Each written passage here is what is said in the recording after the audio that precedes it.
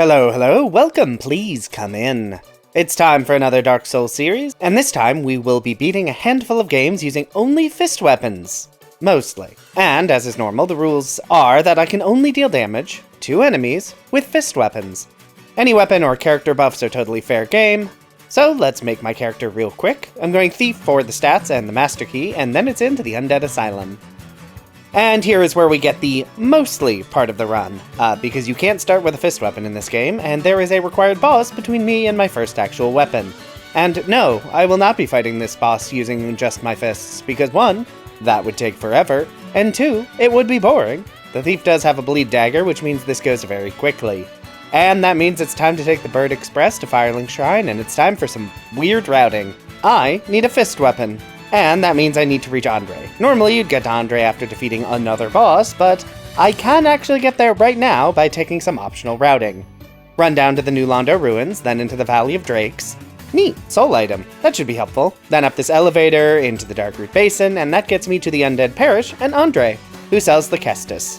I buy 2, mostly because that means I can equip 1 in each hand. I will only actually need to upgrade 1, the one in my right hand, but having a second gives me a parry button, which can be great in this game.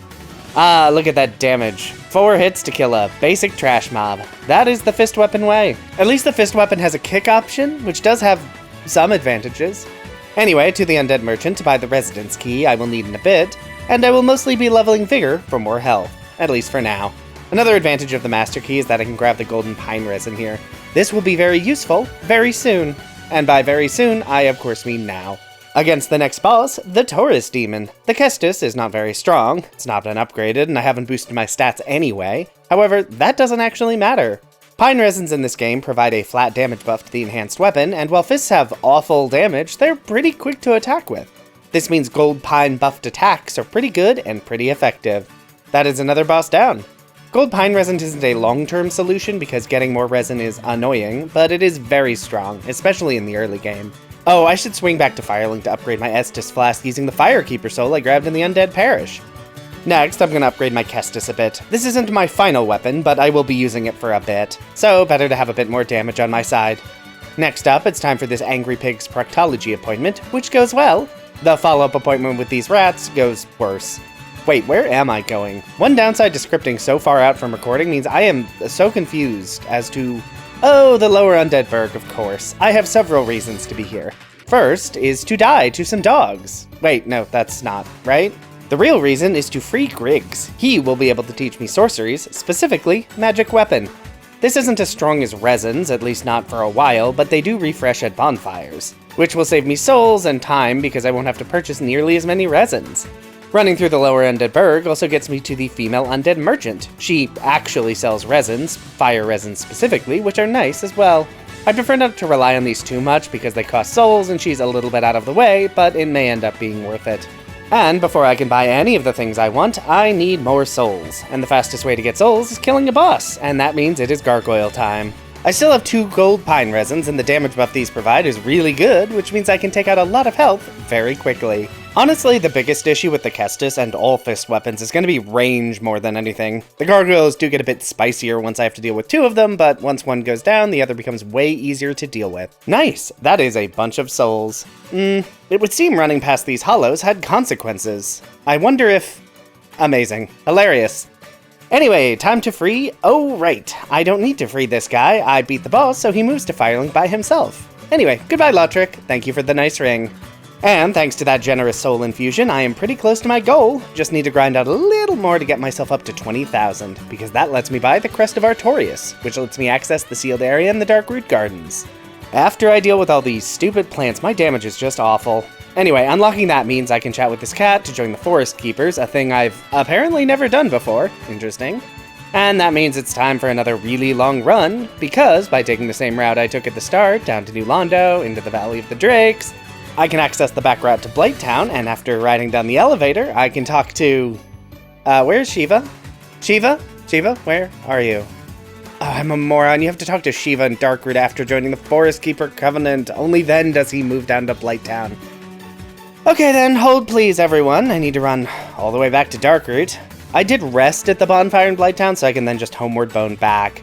Anyway, this boy will sell my second, and spoiler, final weapon, the claws. once I get some extra souls. Curiously, this will also be the only appearance of the claws in this series, because claws get their own weapon category in future games. But here, in Dark Souls 1, at least, they are fist weapons. Claws are like the Kestis, except they scale better off dexterity, which I love, and they have a bleed buildup effect. The bleed buildup will be somewhat useful. Many enemies can bleed, but most bosses can't. Oh well, the real reason for the claws is the better damage with dexterity, and any bleed triggers I get against vulnerable bosses or random mobs will just be a bonus. So, claws in hand, it's time to... There's a Firekeeper soul up here, isn't there? I don't normally bother to grab it because it can be annoying, evidence on screen, but with my damage being bad, that extra healing will probably be useful, despite how many attempts it takes. What should I do next? Oh, I guess head over to Andre to do some basic upgrades to my claw damage, and then back to the Undead Asylum. This wouldn't normally be my next destination. The enemies are scaled pretty high here, and I am not super well leveled, as shown. Hey idiot, you want to rest a Firelink to not make this run every time you die? Moron. The real reason I'm here is the Stray Demon. Normally I wouldn't fight this boss until I was much stronger, or never. However, the claws are uniquely good at this fight, because Stray Demon can bleed, which means every trigger takes out about 10% of its max HP. Meaning my basic attack, dealing basically no damage, isn't actually that relevant. I just need to get enough bleed triggers, which only takes a single attempt. Huh. I kind of thought that would be worth more than 20,000 souls. Really? That's it? Well, at least it was pretty easy, it only took that one attempt. And that does get me a lot of levels, because I, bluntly, haven't been leveling up that much so far, because I've had to buy a lot of nonsense. I'll also pick up the doll while I'm here. I almost certainly won't be going into the Painted World, but it's right here. Oh, and the Rusted Iron Ring, can't forget that. And finally, after all that, I can buy Magic Weapon from Griggs, because I couldn't afford it until right now. So that's all the setup done, for now. Let's see about actually getting through this challenge, shall we? And we get that started with everyone's favorite boss, the Capra Demon. Just gotta run past some dogs, into the arena, then more dogs, and I make it to the stairs on the first try, which is always nice. And that is the hard part of the fight over, mostly because it's pretty easy to navigate around the Capra Demon. My damage is pretty disappointing, but Magic Weapon helps. Capra Demon down. Oh god, the dogs. No, get away from me. Okay, second set of dogs down. Beating up the Capra Demon gets me the key to the depths, and there are a few things down here I want. First, I introduce this butcher to the business end of my claws so I can pick up the Big Ember for more weapon upgrades. Then free Laurentius. I probably don't actually care about him, but given my poor damage I may need Power Within later. Since I'm here, it's worth grabbing him. What is actually important here is to deal with this invader, which honestly goes pretty poorly until I actually get a hit off, and then he dies. We'll be seeing more of Kirk later. Depths completed, or as completed as it's going to get in this playthrough. Let's move on to Blighttown again, but this time to actually do some progression. Oh, right, I forgot about Mildred. Claws really do shred through NPCs, don't they? Anyway, we're just gonna see how a fight against Quelaag goes. I only have 1 gold pine resin, my claws aren't really as upgraded as I'd like, and yeah, that damage is pretty bad. 40 per hit is just not good, even with how fast claws attack. It also takes some work to figure out the best way to even hit her. Seriously, fist weapons just have the worst range. This fight is really slow. The biggest thing is just waiting until Quelaag uses a punishable attack, which is not this sword swipe. Please do something else. Thank you. Okay, Quelaag dead, and it only took 1 attempt. I mean, it also took a very long time, but it was a win. And that means I have rung both Bells of Awakening and Sen's Fortresses open. But before I head all the way back up, I may as well kill Ceaseless. It is an easy fight that can be done at any level, and it gives a decent chunk of runes. Goodbye, Ceaseless. Have fun down there. Now it's time to spend a bit of time grinding out large titanite from these stupid slugs. The process is very tedious, but the extra damage should be pretty nice. Nah, actually I'm just gonna take the claws up to +6, that's probably enough. Maybe I'll regret it, but I'm very impatient. Okay, it's into Sen's Funhouse, which does have some large titanite for me here, which means even less grinding time. Oh, stupid boulder. Let me just turn this to break the wall to that pathway down there. If I was better at parrying, this area would be way less danger. Oh god, not even close, I'm fine. Now it's time to play everyone's favorite game. How many attempts is it gonna take to make this jump? And the answer is 2, which is better than normal, honestly. This guy doesn't sell anything I care about, so I'll just grab the cage key, fail to jump back over. I'm doing great here. And hello, Logan. Please head back to Firelink. I may need you later. And with all that large titanite, I can actually head back to Andre and upgrade my claws to +10. Hooray! Maxed out weapon for now.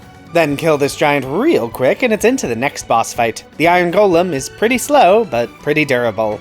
Really just need to watch out for his grab attack. Well done. And again, are you trying to get grabbed? That was 3 grabs and the fight's not even half over. Oh boy, I'm doing real bad this run. At least the fight is otherwise not that interesting. Iron Golem is slow and sometimes falls over, and while I never get to fall off the cliff, ever, my incompetence can't get me that screwed. And that means we have arrived in Anor Londo. Gonna just keep buffing my dexterity because I need some better damage. And in Anor Londo, we have a few things to do. First, kill this gargoyle, entirely so it doesn't cause problems later. Then through the rafters to knock down the chandelier, and then fall to my death, as usual. So we'll try that again, but this time it goes better. And then spin the big pillar, deal with another gargoyle, that took longer than it should have. And down here, in the fallen chandelier, is my prize, Greater Magic Weapon. Again, it's not that strong because my intelligence isn't super high, but it's a free weapon buff, so I will take it, once I get my intelligence high enough to even cast it. And now it's time for probably my least favorite part of the game, the Archer Walkway. It is funny that they have even more archers in DS3, and it's still way less annoying. I mean, I'm actually going to die to these spear demons. Why am I even fighting these? I never fight these. Wow, that wasn't even archer related. I just failed to run properly. And then failed to elevator. What is wrong with me today? Okay, let's try this again, but with just a bit more competence, shall we? There we go. Bait the knight, and he will just fall to his death. Sweet, sweet justice.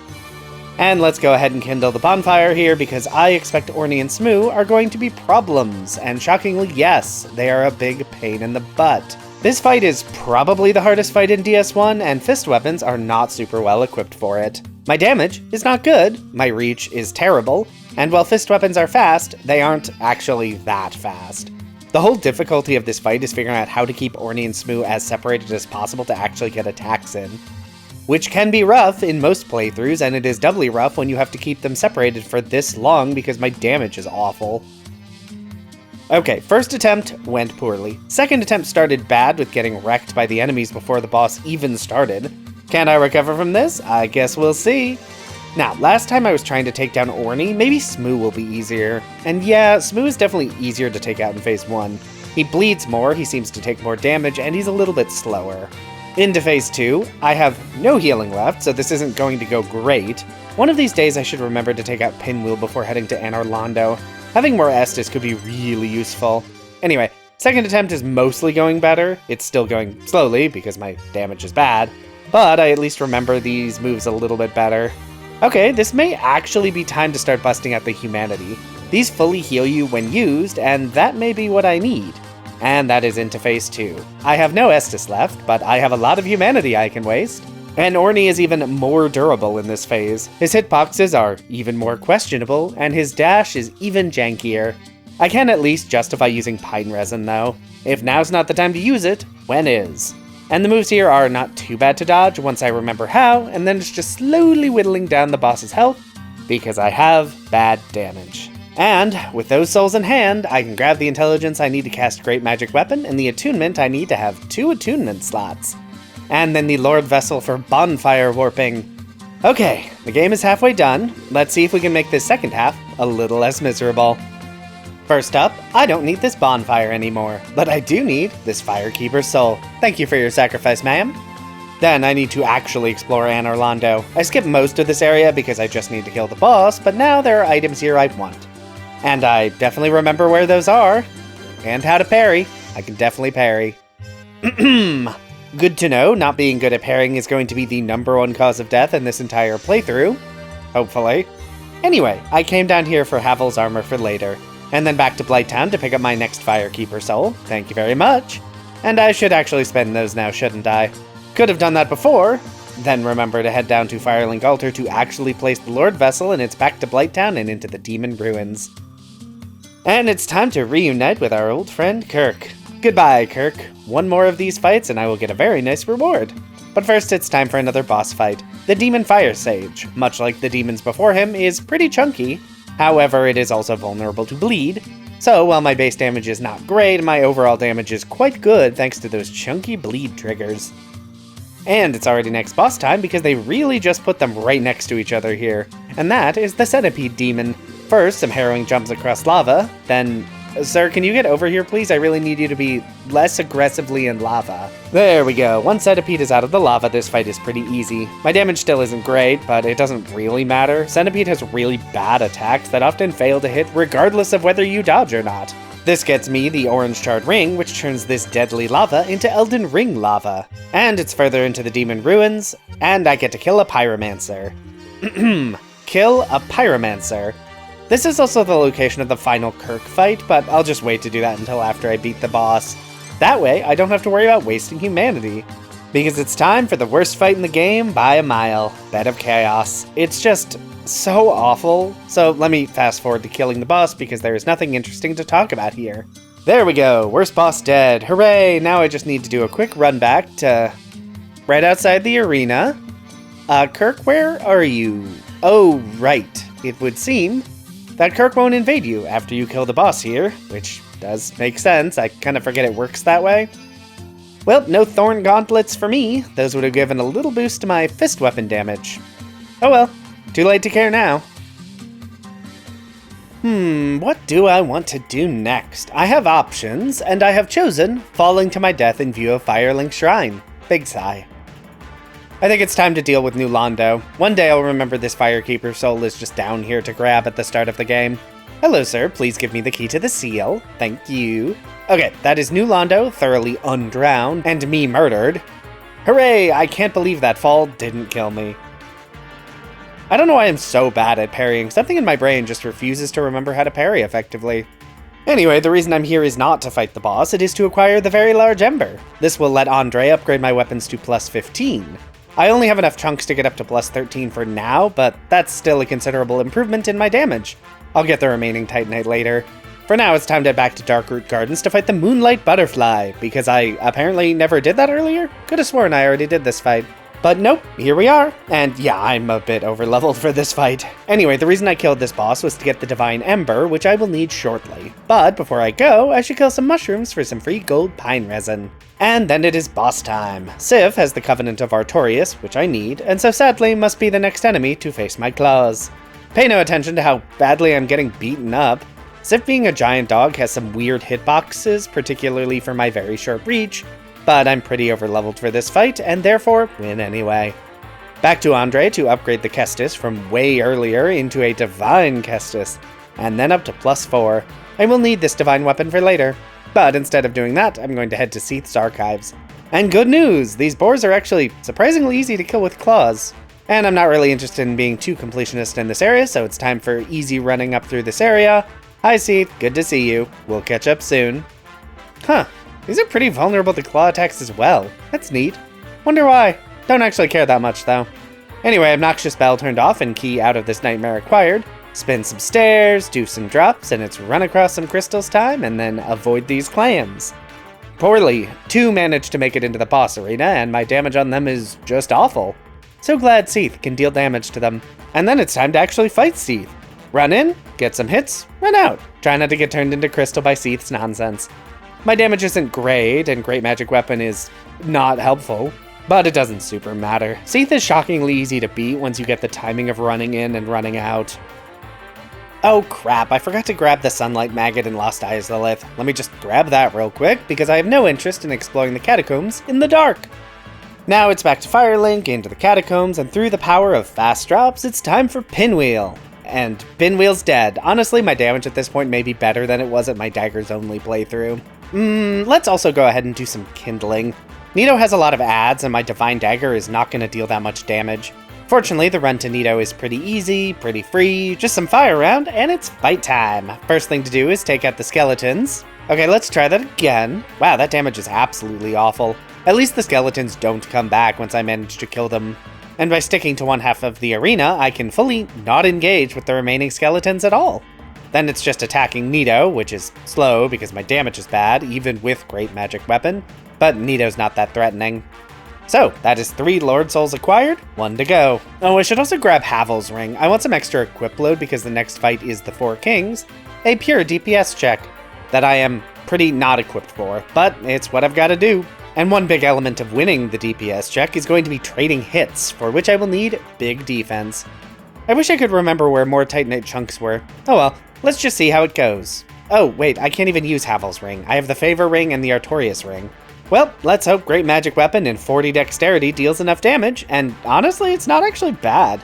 I was really not expecting this DPS race to be going in my favor at all, but the Great Magic Weapon damage is pretty decent, and Claws attack quite quickly. Range isn't a factor at all either, because I both want and need to be right up in the Four Kings' face. I do run out of Great Magic Weapons, but I still have some gold pine resin to finish the fight. Okay, I was honestly expecting that to be more difficult. Huh, I guess all that's left is Gwyn himself. But first, buy some Titanite, upgrade the Elite Knight set. I have enough equip load for it, and the extra defense compared to the leather set should be okay. Oh, I also never burned the Firekeeper, so let me just do that real fast, and it's into the kiln. One fight left, and it's Gwyn. And this fight is not difficult, if you remember how to parry. Will I remember how to parry? Let's find out together. And it's also time to use some pine resins, because Gwyn is real flammable. Oof, really wish he were more flammable actually, because this damage is not great. I mean, it's also not terrible, and once you get in a rhythm with parrying, it's pretty easy to just bully Gwyn to death.